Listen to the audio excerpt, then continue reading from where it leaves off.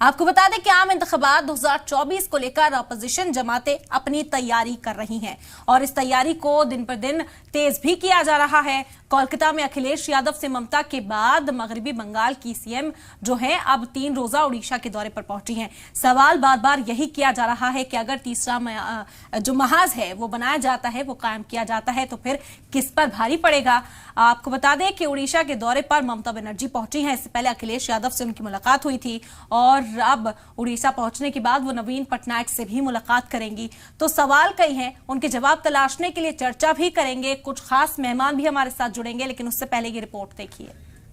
2024 के आम इंतखाबात के लिए तीसरे महाज की खेमेबंदी शुरू हो गई है।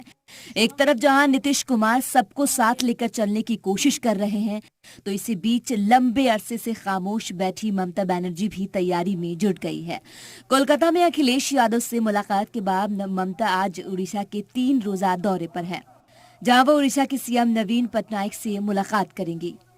सीएम ममता बनर्जी और सीएम नवीन पटनायक की मुलाकात के कई मायने निकाले जा रहे हैं। पार्टी के जराये के मुताबिक दोनों गैर बीजेपी रियासत के सीएम अगले साल होने वाले पार्लियामेंट इंतखाब की हिकमत अमली पर चर्चा कर सकते हैं। इससे पहले ममता बनर्जी ने हाल ही में समाजवादी पार्टी के सदर अखिलेश यादव से भी मुलाकात की थी, जहां दोनों लीडरान के बीच मुल्क के मौजूदा सियासी हालात पर चर्चा हुई थी। ब्यूरो रिपोर्ट, जी मीडिया।